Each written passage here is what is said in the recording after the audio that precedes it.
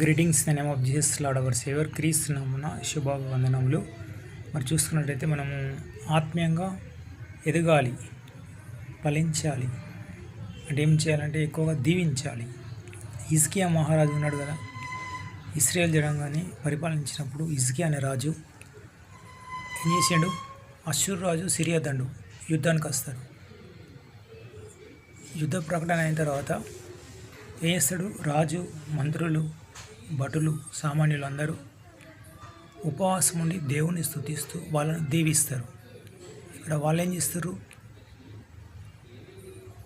ఆపోజిట్గా వాళ్ళు రథాల యందు రకరకాల ఆయుధాల యందు విశ్వాసం ఉంచి ప్రార్థన లేక ఉపవాసం లేక యుద్ధానికి వస్తారు. వాళ్ళు ఓడిపోయారు, సిరియా రాజు, అశ్షూరు రాజు. మరి హిజ్కియా రాజుకు విజయం వచ్చింది. కాబట్టి ఏంటంటే మీరు ప్రార్థన చేయనప్పుడు ఏం చేస్తారంటే ఇతరులను దీవించండి, ఉపవాసం ఉండండి, మనలాంటి మనస్సు వాళ్ళకు దయచేయాలని ప్రార్థన చేయాలి. మరి మత్తయి సువార్త 10:42, మార్కు సువార్త 9:41 ఏముంటుందంటే యేసు నామమున గ్లాసు నీళ్ళు ఇచ్చిన ప్రార్థన. మరి చిన్నప్పటి నుంచి ఎక్కడ ఎవరింటికాడ గ్లాసు నీళ్ళు అయినా, ఏ హోటల్లో, ఏ ఫంక్షన్లో, ఏ బస్సులో ప్రయాణం చేసినా బస్సు కండక్టర్ను, డ్రైవర్ను, ఏ ట్రైన్లో ప్రయాణం చేసినా లోకో పైలట్ను, ఫ్లైట్లో ప్రయాణం చేస్తే పైలట్ను, అందులో ఉన్న స్టాఫ్ను అందరినీ దీవించాలి.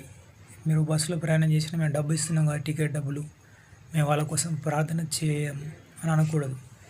ఇప్పుడు బస్ టికెట్ చూడండి, తక్కువ టికెట్ ఉంటుంది. అదే లోకల్ ఆటో ప్రయాణం చేయాలంటే 3 కిలోమీటర్లు 4 కిలోమీటర్లు ప్రయాణం చేసినా 50 రూపాయలు మినిమం, 60-70 తీసుకుంటారు. అదే బస్సులలో చూడండి, కొన్ని 100 కిలోమీటర్లు తిరిగినా కానీ 100 రూపీస్, 120 లోపలనే ప్రయాణం చేయొచ్చు.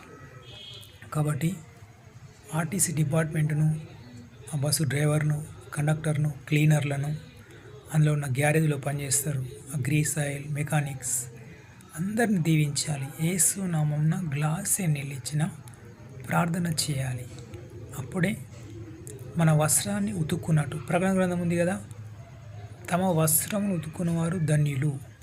అంటే చిన్నప్పటి నుంచి ఇప్పటి వరకు మీరు ఎక్కడెక్కడ ఎంత మేళ్ళు పొందుకున్నారో, ఏ బుక్ డిపోలా బుక్స్ తీసుకున్నా, ఏ స్వీట్ హౌస్లో స్వీట్ తీసుకున్నా, కిరాణా షాప్లో ఏం తీసుకున్నా, సోప్స్ కానీ బిస్కెట్స్ కానీ ప్రతి ఒక్కటి అందరినీ దీవించాలి. దీవిస్తేనే